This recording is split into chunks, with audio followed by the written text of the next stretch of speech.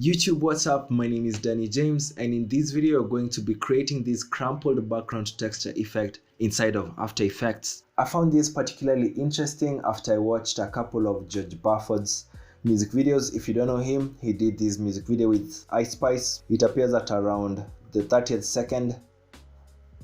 Yeah. I also saw it in another music video he did for Melvoni Chrome 2. Around the 50th second he does it again. I'm sure it's in other music videos of his that I haven't just seen. Anyway, I want us to do this on After Effects, and I'll also show you some ways which you can spice it up and make it particularly interesting. So first of all, what you need a crumpled paper. Just go on Google and look for crumpled paper. Once you type that in, you want to go to your tools and choose a large image size so that you get something that is quite quality. Find the one that you like and download it. Then you can go on. I have also downloaded it, so I have a couple of textures here. If you don't like this process, I'll also link these so that you can use them.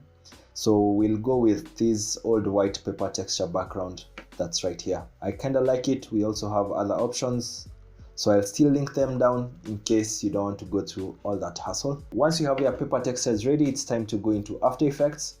So I have my composition set up already so that you can do this as quickly as possible.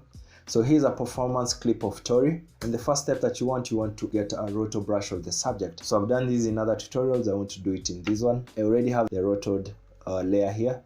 So here's a selection of the subject only, and I also have the background below. Now the second step, you want to create a new composition, 1920 by 1080. You can name it paper texture, and then you want to drag your crumpled paper texture in it. So let's scale this up like that. Now that you have our paper texture inside this composition, I just want to make sure that our composition goes up to 5 seconds like that. Afterwards, you want to cut these right here, Ctrl+Shift+D, and delete these. So you want these to be about 6 frames. So I'll go with my page down keys, 1 2 3 4 5 6. So you want to make sure it's about 6 frames. Now I'll duplicate these, hit Ctrl+D, then I'll hit R so that I can get my rotation, and then I'll rotate these 180 degrees, and then I'll push it just next to this. So that way we are able to create an illusion as if it is a continuous layer. So you want to do this going on to the right side. So I'll highlight on these two, hit Ctrl+D, and then push these ones to the right just after these ones. And then I'll select all of them and do the same thing. So when I play it, it's almost as if it's moving. Now you want to highlight on all of them and then hit Ctrl+D again, and then make sure you know where your last JPEG was, and then you drag it. So we'll do this once more. So that's a fine looking background that we have. Now the next step, just want to create a new adjustment layer. Make sure that it's on top, and then go to your effects and presets and look for wave warp. Click and drag it on that adjustment layer. Now under the wave warp, you just want to set it to square. Wave height stays at 10, wave width at 1000. The direction, it can be at 180 degrees. And then you want to pin all edges, and then the wave speed, it can be 0.5. And then if we play it, let's see if we like it. So you have that horizontal line which goes through here. You can affect the speed of that line by changing the wave speed. So I let it stay at around 0.4. Yeah, so that's quite good. Once you've adjusted your wave warp according to how you like it, you can add this little effect. It goes by the name CC lens.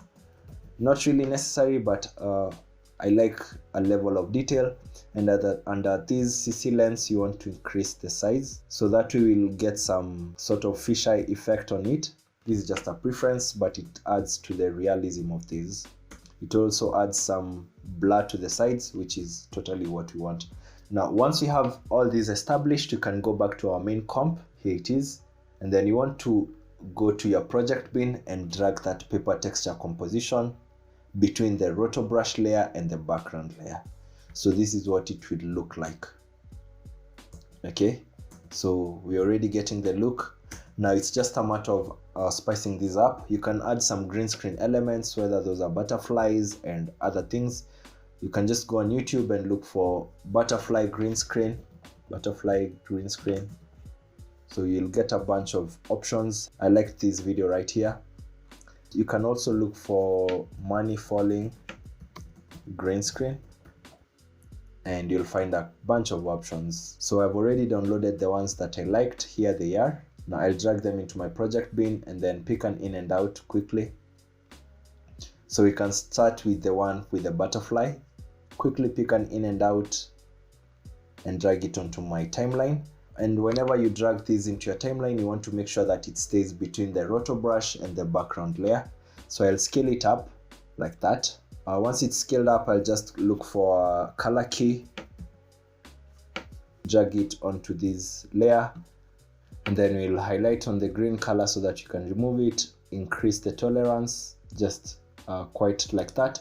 And then just to get rid of these other shades of green, you need to bring a key light. Here's a key light, bring it there. And then you want to highlight on the green. So let me just hide the color key first so that I can choose the green. And then it will help with clearing the rest of the green particles that stay on the video. Already you can see that you have that look established. So that's how you can add the butterflies and all the objects. Just look for green screen layer. I also preferred going for the falling money stacks video. So I'll grab an in and out and then drag it onto my comp. Again, I'll put it where the butterfly effect was at.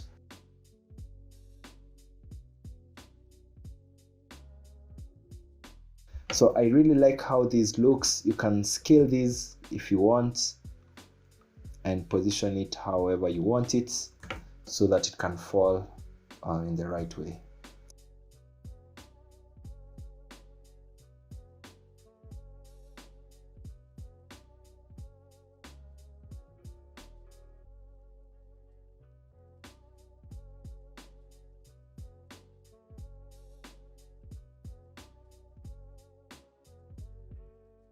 So that's quite easy to do and redo again and again.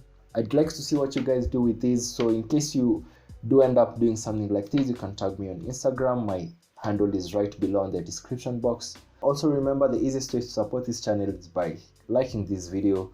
You can also subscribe if you're new here and turn on the post notification bell so that you never miss any of my upcoming videos. My name is Danny James. See you in the next tutorial. Peace.